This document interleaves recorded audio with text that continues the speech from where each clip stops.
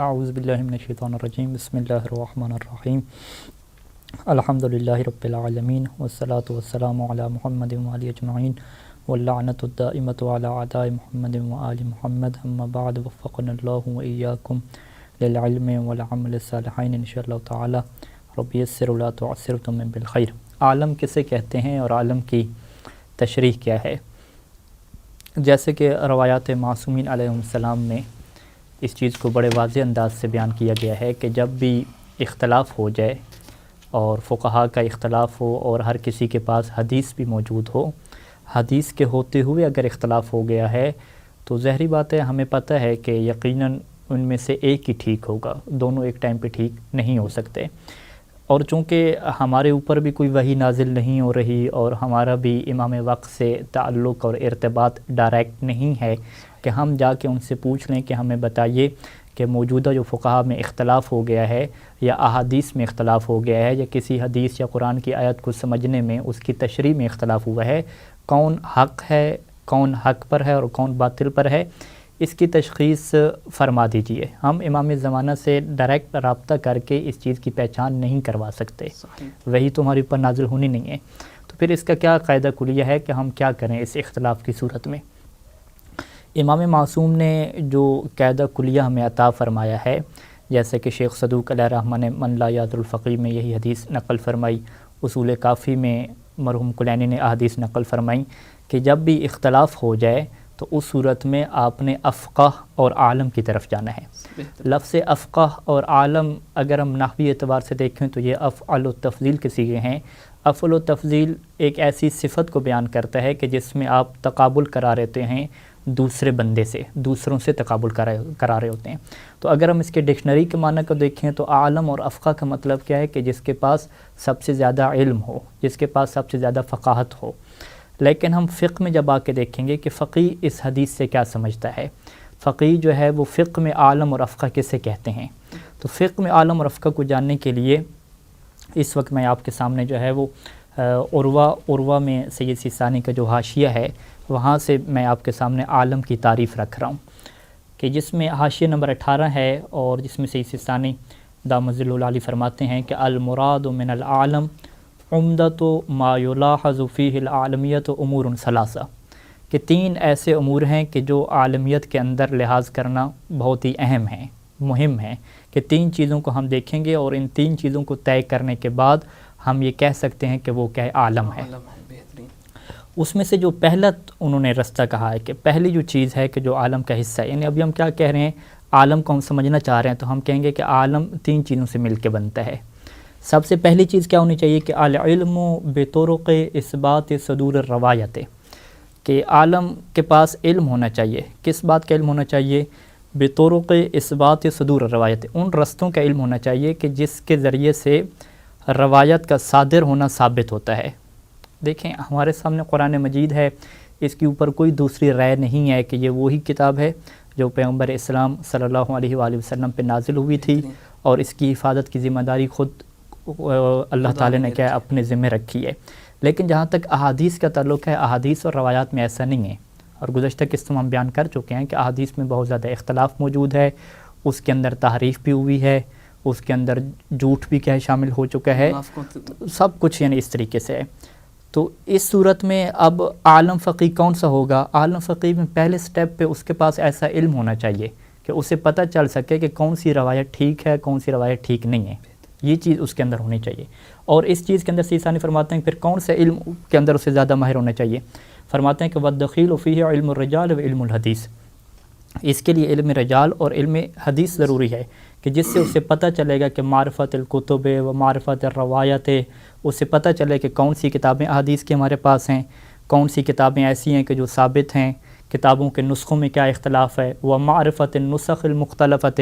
مختلف نسخے اصول کافی کے ہیں، من لا یاد الفقیہ کے ہیں، کسی میں واو ہے، کسی میں واو نہیں ہے، کسی میں کچھ حرکات لگی ہوئی ہیں، کسی میں کچھ اعراب لگے ہوئے ہیں، ان کی معرفت ہونی چاہیے۔ و تمییز الاصح عن غیرہ، اور اس فقیہ کے پاس یہ صلاحیت ہونی چاہیے کہ وہ صحیح نسخوں کو دوسرے نسخوں سے جدا کر سکے۔ یہ کیا ہے؟ پہلی چیز ہے۔ اور اس کے علاوہ ایک اور اہم چیز بھی اس کے اندر ذکر فرمائی کہ والخلط الواقع بین متن الحدیث و کلام المصنفین، کہ بعض اوقات ایک حدیث کا متن ہوتا ہے، اس کے اندر راوی کا کلام بھی شامل ہو جاتا ہے، اور راوی سے ہٹ کے جو کتابیں مرتب کرنے والے ہیں مثلا مرحوم کلینی ہیں، ان کا اپنا کلام بھی شامل ہو جاتا ہے۔ تو چونکہ جو پرانے نسخے ہیں وہ ایک ہی طرز پہ لکھے جاتے ہیں، کلر وغیرہ کا اس میں فرق نہیں رکھا جاتا، ایک ہی لائن پہ لکھے جاتے ہیں، تو لہٰذا ایک فقیہ کے اندر یہ صلاحیت ہونی چاہیے کہ اسے پتہ ہو کہ کہاں تک امام کا کلام جاری ہے، اور پھر کہاں اندر راوی کا کلام آیا ہے، پھر کہاں اندر جو ہے وہ جو مصنف ہے اس کا اپنا کلام آ گیا ہے۔ یہ چیز ضروری ہے۔ اور یہ دیکھیں یہ چیز کیوں سے ثانی فرما رہے ہیں، اس وجہ سے کہ چونکہ امام نے صلی اللہ علیہ وسلم نے فرمایا تھا کہ جب اختلاف ہو جائے تو اعلمہما باحادیثنا، اس فقیہ کی طرف جانا ہے کہ جس سے ہماری احادیث کی زیادہ معرفت ہو۔ تو حدیث کی زیادہ معرفت اسی طریقے سے ہوگی کہ جب وہ علم رجال و حدیث کا ماہر بنے گا تو وہ پھر پرکھ سکتا ہے کہ کون سی حدیث معصوم کی ہے اور کون سی حدیث معصوم کی نہیں ہے۔ یہ کیا ہو گیا، پہلا سسٹم ہو جائے گا۔ پہلا مرحلے میں اسے یہ ثابت کرنا ہے کہ یہ جو روایت ہے یہ معصوم کی ہے، اس کے اندر غیر معصوم راوی کا کلام شامل کب ہوا، کتنا ہوا، کیا حیثیت ہے، یہ پہلا حصہ ہو گیا۔ دوسرا حصہ کیا ہے کہ فہم المراد من النص، کہ وہ جو متن جب ثابت ہو گیا تو اب اس میں جو معصوم کیا فرمانا چاہتے ہیں، اس کی تشریح اور اس کا معنی کیا ہے۔ اب جب اس کی معنی اور اس کی تشریح پہ بات آئے گی تو ظاہری بات ہے اسے کیا جاننا پڑے گا، اسے قدیم عربی زبان میں جب عربی کی گفتگو ہوتی تھی اور ان کے درمیان جو رائج محاورے تھے، رائج جو الفاظ تھے، اس کی اسے معرفت حاصل کرنی پڑے گی، یعنی اس سے بہت پیچھے جانا پڑے گا، اس سے قدیم کتابیں عربی کی پڑھنی پڑیں گی۔ اور یہ خوبصورت جملہ ہے کہ اگر آپ سائنس میں ترقی کرنا چاہتے ہیں تو آپ کو آگے سے آگے جانا پڑے گا کہ آپ مریخ تک، چاند تک پہنچیں، لیکن اگر آپ دین کو سمجھنا چاہتے ہیں تو آپ بالکل اتنا پیچھے جائیں کہ رسول خدا کے قدموں تک آپ پہنچ جائیں۔ کیونکہ ہم یہ جانتے ہیں کہ جیسے حالات گزرتے ہیں، وقت گزرتا ہے، وقت کے گزرنے کے ساتھ زبان کے الفاظ میں، اس کے معنی میں تبدیلی ہوتی رہتی ہے۔ تو لہٰذا ثانی کیا فرماتے ہیں کہ خود روایت کو ثابت کرنے کے بعد دوسرا مرحلہ جس کے اندر فقیہ کو زیادہ ماہر ہونا چاہیے کہ وہ نسخ سے جو امام کی مراد ہے، وہ جو متن ہے، وہ جو الفاظ لکھے ہوئے ہیں، اس سے امام کیا فرمانا چاہتے ہیں اس کا اسے علم ہونا چاہیے۔ اور یہ کیسے ہوگا؟ بتشخیص القوانین العامۃ للمحاورۃ وخصوص طریق الائمۃ علیہم السلام فی بیان الاحکام۔ ایک تو وہ کیا ہے کہ جو عمومی طور پہ محاورہ اور بولنے کا جو طریقہ تھا اس زمانے میں، اس کا اسے علم ہو، اور خصوصی طور پہ جب معصوم کلام فرماتے تھے، احکام کو بیان فرماتے تھے، تو معصوم کا کیا لہجہ ہوتا تھا، کیا انداز ہوتا تھا، کون سے الفاظ کو وہ استعمال کرتے تھے، اس کی معرفت بہت ضروری ہے۔ اور اس کے علاوہ اسے پتہ ہونا چاہیے کہ علوم ادبیہ، عرب کے لٹریچر کا قدیم، اس سے پتہ ہونا چاہیے، علم اصول کا اسے پتہ ہونا چاہیے۔ اور ایک اہم چیز اس میں یہ ہے کہ والاطلاع علی اقوال من عاصرهم من فقہاء العامۃ، کہ اہل سنت کے فقہا جب اس زمانے میں موجود تھے، ان کے جو مفتی موجود تھے، ان کے پاس جو روایات تھیں اس کا بھی علم ہونا چاہیے۔ اس سے کیا ہوگا کہ ان روایات کی وجہ سے ہمیں اپنی روایت کا معنی سمجھنے میں آسانی ہوگی۔ یعنی جب ہم سارا دیکھ رہے ہوں گے کہ ماحول اس طریقے سے بنا ہوا ہے، اہل بیت کے در سے بھی روایات آ رہی ہیں، ادھر سے بھی روایات آ رہی ہیں، وہ لوگ بھی کچھ سمجھ رہے ہیں، ہمارے اہل بیت کی روایات بھی کچھ سمجھ رہے ہیں، تو ایک حدیث کا معنی سمجھنے میں اس چیز کا بہت بڑا دخل ہوتا ہے۔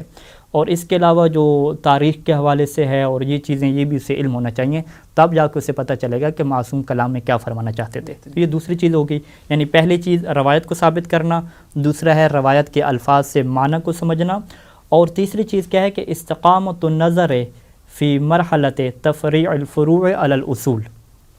کہ پھر فقیہ کو اتنا ماہر ہونا چاہیے کہ جو اس نے اصول اور قواعد سمجھے ہیں کلام معصوم سے، اس کو تطبیق دے سکے اور اس کی فروعات نکال سکے۔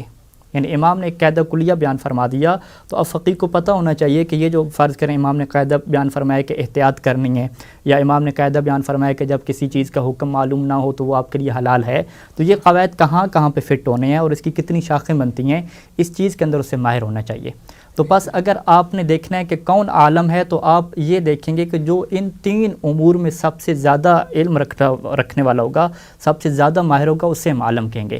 پہلے مرحلے میں اس کے پاس علم حدیث اور رجال کا زیادہ علم ہو کہ وہ تشخیص دے سکتا ہو کہ کون سی روایت معصوم کی ہے اور کون سی روایت معصوم کی نہیں ہے۔ ورنہ عوام تو کیا کہہ دیتے ہیں کہ آپ کسی فرمان کے بارے میں، کسی روایت کے بارے میں یہ کہیں کہ اس کی سند ثابت نہیں ہے یا اس کے اندر یہ مشکل ہے، تو وہ کہتے ہیں کہ آپ جی معصوم کے فرمان پہ اعتراض کر رہے ہیں۔ تو ہم کہتے ہیں پہلے مرحلے میں یہ ثابت تو کرو کہ یہ معصوم کا فرمان ہے۔ جب یہ ثابت نہیں ہوا، ہر کوئی آ کے کہہ رہا ہے قال امام صادق علیہ السلام، بس وہ کہہ دے تو یہ معصوم کا فرمان بن جاتا ہے کیا؟ نہیں، یہ چیز ضروری ہے کہ یہ صدور روایت کو ثابت کرنا پڑتا ہے، اس میں صدور روایت کو، کتابوں کو، سند کو، ساری چیزیں ثابت کرنا پڑتی ہیں، وگرنہ تو سب کچھ ظن اور قیاس ہو جائے گا۔ تو لہٰذا دیکھیں گے کہ جو فقیہ صدور روایت کے اعتبار سے علوم کے اوپر قدرت زیادہ رکھتا ہے، پھر روایت کو سمجھنے کے حوالے سے، پھر جو اصول اور کلی قواعد روایات میں موجود ہیں اس کے فروعات نکالنے سے، اس کو مختلف موارد کے اوپر پریکٹس کرنے کے اوپر زیادہ قدرت رکھتا ہے، تو اس فقیہ کو ہم عالم کہیں گے۔